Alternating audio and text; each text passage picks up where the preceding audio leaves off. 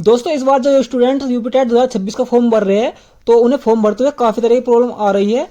और जिन लोगों ने फॉर्म भर दिया है तो उनसे यहाँ पर कुछ ना कुछ मिस्टेक हो चुकी है। तो फ्रेंड इस वीडियो में हम बात करेंगे यदि आपने फॉर्म भरते हुए कुछ गलती कर दी है तो आप किन किन चीजों में यहाँ पर करेक्शन कर पाएंगे और किस डेट में आप करेक्शन कर पाएंगे। तो फ्रेंड वीडियो को स्टार्ट करने पहले एक बार आपसे कहना चाहूंगा, यदि आप चैनल पर नए हैं तो चैनल को सब्सक्राइब जरूर से कर लीजिए, क्योंकि हम ऐसी ही इन्फॉर्मेटिव जानकारी आपके लिए लाते रहते हैं। तो चलिए फ्रेंड वीडियो स्टार्ट करते हैं। तो फ्रेंड सबसे पहले बात आती है कि आप रजिस्ट्रेशन में से किन किन चीजों को करेक्शन कर पाएंगे। तो फ्रेंड मैं आपको बताता हूँ, ज्यादातर फॉर्म में रजिस्ट्रेशन में आप करेक्शन नहीं कर पाते, क्योंकि रजिस्ट्रेशन में आपका नाम होता है, फादर नेम होता है, मदर नेम होता है, मोबाइल नंबर, ईमेल आईडी, तो आप इन चीजों में करेक्शन नहीं कर पाते हैं। वैसे अभी इसका जो ऑफिशियल नोटिफिकेशन है वो नहीं आया है, उसी में आपको पता चलेगा कि आप किन किन चीजों में करेक्शन कर पाएंगे। लेकिन जो मेरी राय है, मेरे हिसाब से रजिस्ट्रेशन में आप करेक्शन नहीं कर पाएंगे। यदि आपने फॉर्म अभी तक नहीं भरा है तो आप रजिस्ट्रेशन को बहुत ही ध्यान से कीजिए, क्योंकि जो रजिस्ट्रेशन में आपने डिटेल डाल दी है उसमें आप करेक्शन नहीं कर पाएंगे। तो जो भी आप रजिस्ट्रेशन में डिटेल डाल रहे हैं वो आप 10वीं की मार्कशीट के हिसाब से ही डालिए, क्योंकि आपका 10वीं की मार्कशीट के हिसाब से ही वहां पर लिखा है। अब आपको हम दिखा देते हैं रजिस्ट्रेशन में क्या क्या चीजें आती है। हम यहाँ पर रजिस्ट्रेशन पे क्लिक करेंगे तो फ्रेंड आप यहाँ पर देख सकते हैं आपका एक यहाँ पर लाइव फोटो होगा, तो लाइव फोटो में भी आप करेक्शन नहीं कर पाएंगे। इसके बाद यहाँ पर फुल नेम है, फादर नेम है, मदर नेम है और डेट ऑफ बर्थ है। इसके बाद यहाँ पर जेंडर है। इसके बाद यहाँ पर कैटेगरी है, तो कैटेगरी में आप करेक्शन कर सकते हैं। इसके बाद यहाँ पर देखिए मोबाइल नंबर है, तो मोबाइल नंबर में आप करेक्शन नहीं कर पाएंगे। इसके बाद यहाँ पर ईमेल आईडी है, तो ईमेल आईडी में भी आप करेक्शन नहीं कर पाएंगे। फ्रेंड इसके बाद आती है यहाँ पर ओटीआर डिटेल की बात। तो ओटीआर डिटेल में आप लगभग सभी चीजों में करेक्शन कर पाएंगे। जैसे यहाँ पर देखिए एड्रेस डिटेल है, तो आप यहाँ पर अपने एड्रेस में भी करेक्शन आसानी से कर पाएंगे। इसके बाद यहाँ पर एकेडमिक क्वालिफिकेशन है, तो आप इनमें भी सभी चीजों में करेक्शन कर पाएंगे। इसके बाद यहाँ पर ट्विन डिटेल है, तो आप इसमें भी करेक्शन कर पाएंगे।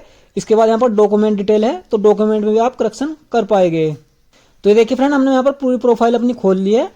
तो यहाँ पर देखिए आप किन किन चीजों में करेक्शन कर पाएंगे। यहाँ पर आइडेंटिफिकेशन मार्क है, तो इनमें आप करेक्शन कर पाएंगे। इसके बाद यहाँ पर कैटेगरी वाला ऑप्शन है, इसमें भी आप आसानी से करेक्शन कर पाएंगे। यदि आपने यहाँ पर डेट गलत डाल दिया है या फिर सर्टिफिकेट का नंबर गलत डाल दिया है तो आप इन चीजों में आसानी से करेक्शन कर पाएंगे। इसके बाद नीचे चलते हैं तो देखिए यहाँ पर आपको ऑप्शन मिल जाता है एड्रेस का, तो एड्रेस में भी आप आसानी से करेक्शन कर पाएंगे। इसके बाद यहाँ पर देखिए 10th की डिटेल है, तो इसमें भी आप रोल नंबर यदि आपसे गलत हो गया है या फिर मार्कशीट नंबर आपसे गलत हो गया है या फिर आपने यहाँ पर नंबर गलत डाल दिया है तो आप इन सभी चीजों में आसानी से करेक्शन कर पाएंगे।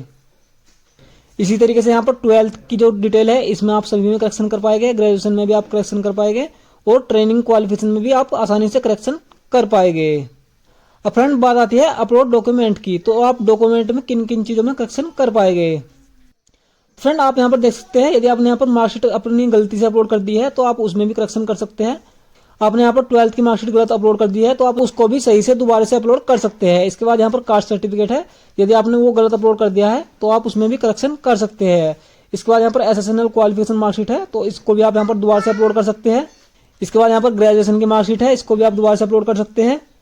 इसके बाद यहाँ पर हैंड डिक्लेरेशन है, तो इसको भी आप आसानी से अपडेट कर सकते हैं। इसके बाद यहाँ पर आइडेंटिटी प्रूफ है, तो इसको भी आप करेक्शन कर पाएंगे। और यहाँ पर पासपोर्ट साइज है, इसको भी आप दोबारा से अपलोड कर सकते हैं। यहाँ पर सिग्नेचर है, तो इसको भी आप दोबारा से अपलोड कर सकते हैं। तो आप यहाँ पर लगभग सभी डॉक्यूमेंट को दोबारा से अपलोड कर पाएंगे। लेकिन यहाँ पर बात आती है लाइव फोटो की। फ्रेंड लाइव फोटो का हम अभी पक्का नहीं कह सकते हैं, क्योंकि लाइव फोटो आपका रजिस्ट्रेशन में ही शुरू में ही अपलोड हो जा रहा है, तो इसलिए हो सकता है लाइव फोटो आपका करेक्शन ना हो पाए।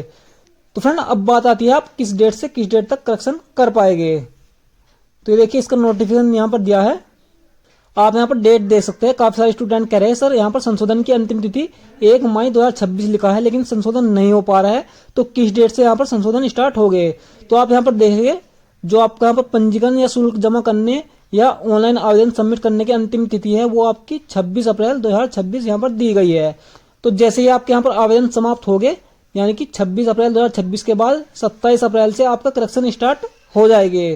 और जो इसकी लास्ट डेट रहेगी संशोधन की अंतिम तिथि वो आपकी 1 मई 2026 रहेगी। तो आप यहाँ पर लगभग 5 दिनों तक करेक्शन आसानी से कर पाएंगे। अब फ्रेंड आप यहाँ पर देख सकते हैं ऑनलाइन आवेदन सबमिट हो जाने के पश्चात आवेदन में संशोधन की अंतिम तिथि तक ही आवेदन में कोई संशोधन किया जा सकेगा। उक्त तिथि के बाद आवेदन पत्र में कोई परिवर्तन या संशोधन संभव नहीं होगा। अतः रजिस्ट्रेशन करते समय, आवेदन सबमिट करते समय सभी वांछित सूचनाएं सावधानी पूर्वक सही भरें और गलत फोटो अपलोड न करें। ऑनलाइन प्रक्रिया में आवेदक द्वारा भरी गई सूचनाएं अंतिम मानी जाएगी व उनके आधार पर ही अभ्यर्थियों की विभिन्न मुख्य परीक्षाओं हेतु शॉर्टलिस्ट आदि की कार्यवाही की जाएगी। अतः यदि आवेदन की अंतिम तिथि तक आवेदन पत्र में कोई त्रुटि अभ्यर्थी के संज्ञान में आती है तो अभ्यर्थी आवेदन पत्र में संशोधन की तिथि तक उक्त संशोधन अवश्य कर ले। इस संबंध में आयोग से किया जाने वाला पत्राचार मान्य नहीं होगा। अभ्यर्थी द्वारा गलत त्रुटिपूर्ण विवरण भरे जाने की स्थिति में अभ्यर्थी का अभ्यर्थन निरस्त किया जा सकता है। इस संबंध में आयोग का निर्णय अंतिम होगा। तो फ्रेंड यहाँ पर देखिए साफ साफ लिखा है, यदि आपने कोई भी आवेदन में त्रुटि कर दी है तो आप इसको आवेदन में संशोधन की अंतिम तिथि तक ही संशोधन कर ले, उसके बाद आपकी यहाँ पर कोई भी बात नहीं मानी जाएगी। तो फ्रेंड अब यहाँ पर कोई भी ऐसा नोटिफिकेशन नहीं दिया गया है जिससे हमें पता चल सके कि आप यहाँ पर क्या क्या संशोधन कर सकते हैं।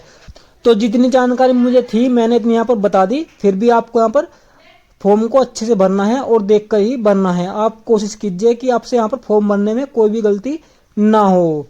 बाकी जैसे ही आपके यहाँ पर ऑनलाइन आवेदन समाप्त हो गए तो यहाँ पर एक नोटिफिकेशन दिया जाएगा, उसमें आपको साफ साफ बताया जाएगा कि आप किन किन चीज़ों में संशोधन कर पाएंगे। तो उसके बाद ही यहाँ पर सही जानकारी मिल पाएगी कि आप किन किन चीज़ों में संशोधन कर पाएंगे। तो फ्रेंड यदि आपको जानकारी अच्छी लगी है तो वीडियो लाइक कीजिए, ज़्यादा से ज़्यादा शेयर कीजिए। जय हिंद, जय भारत।